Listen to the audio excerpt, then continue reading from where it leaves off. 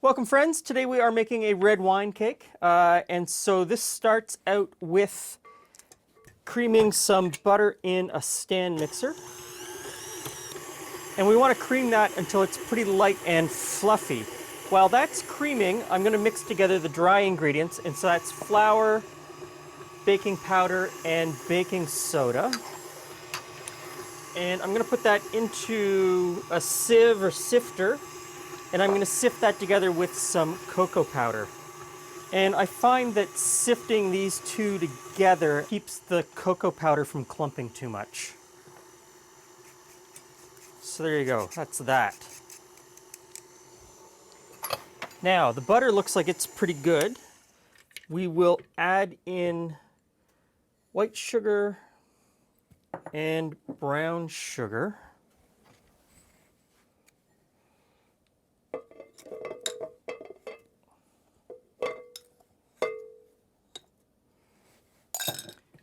And we'll just keep creaming that together. So this is a cake I've never made before. I was looking around for some way to use up a half bottle of red wine.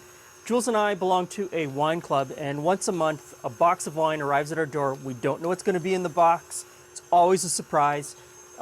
Always very good quality wine, but sometimes there's a bottle that arrives that for whatever reason we don't like it.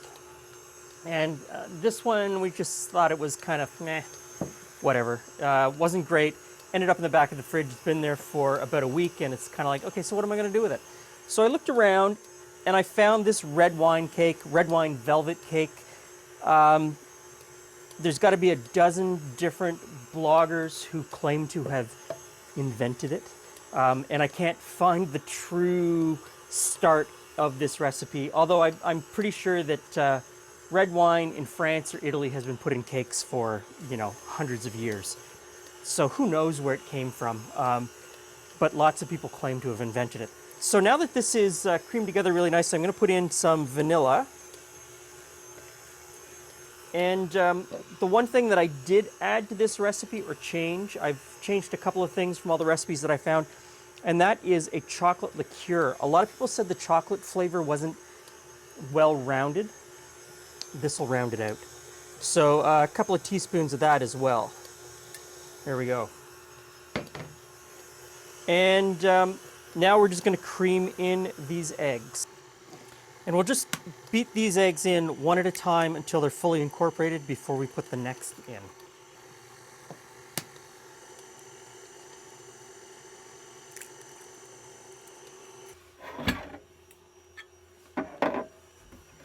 Now the recipe calls for 2 cups of red wine. And I don't know if I have 2 cups, pretty sure that I don't. And I don't think this is the type of recipe that I would open a bottle of wine specifically to make it. So I'm about a half a cup short. I'm just going to top it up with buttermilk, because buttermilk also has an acid component, and I think it would really sort of enhance the flavor of the cake anyway.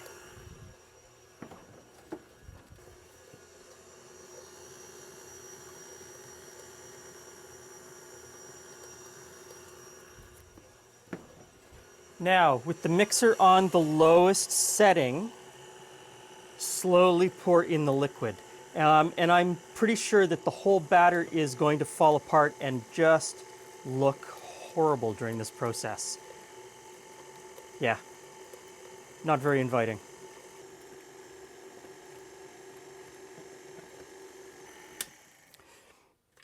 Gonna see what happens.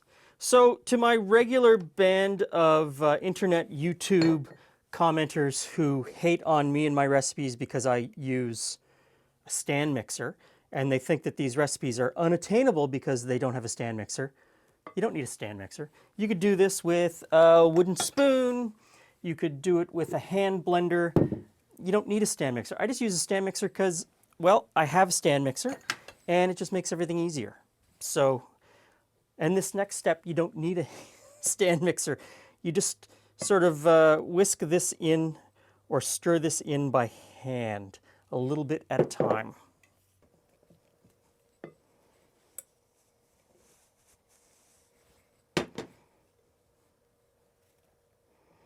Okay, so that looks like it's mixed together really well. I have 3 cake tins that I have floured and put a parchment disc in the bottom. And I have a video that I will link to that tells you how to make the parchment disc.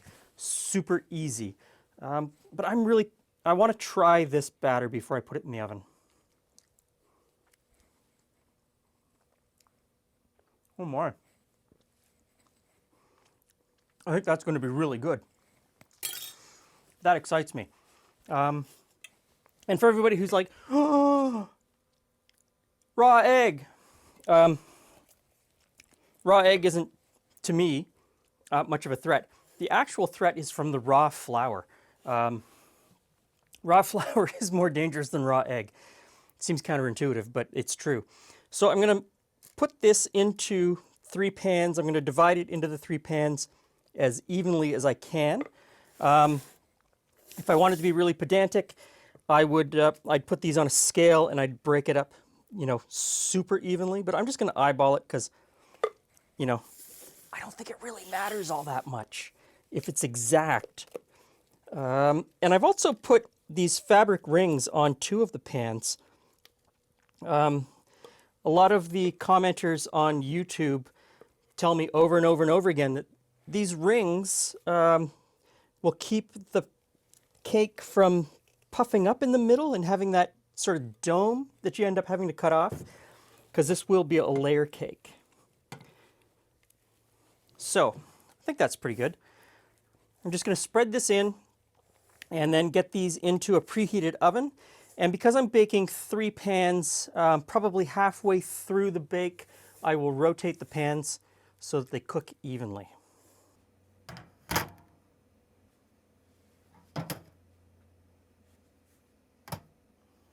Okay, so the cakes have cooled down, and you know what? I don't notice any difference in the tops between the 2 that had the rings on them that are supposed to keep them from doming and the one that didn't. At this point, I don't even know which one is which. So maybe they work, maybe they don't. Next up is icing these. And when I tasted the batter before I baked it, I realized that this is going to be a very flavorful cake and that it needs just a very simple icing. So I've made just a simple cream cheese icing, just a little bit of tang, but not overly sweet and not overly flavorful that's going to compete with the cake. So if you've watched my previous cake videos where I've put icing on, you'll know that I'm not an expert, and I just sort of get it on and make it happen. So let's see how this goes.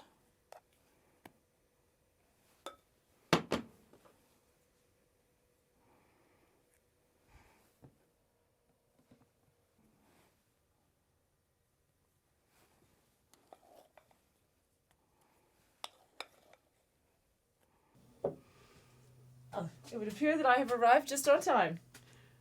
Yes, Or another in time. another expertly decorated cake by Glenn. Icing things really isn't Yeah. our skill set, but that's okay. I appreciate that you iced it. You usually don't. What's the special occasion? It's rustic. That's it. So let's... Now hold on.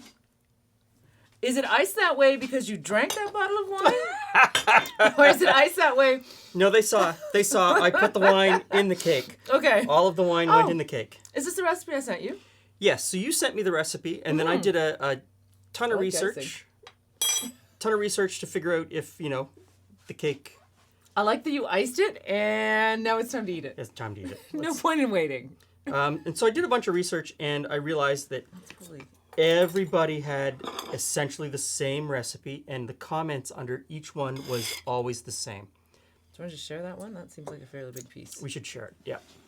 And the comments were always the same. Comments were always the same, and so that there wasn't enough pronounced chocolate flavor. Interesting, because I would have thought the red one would have brought out some of the... Oh, I can't seem to scoop it up. It Sorry, should, but I did a bad job. there's no chocolate in it other than cocoa.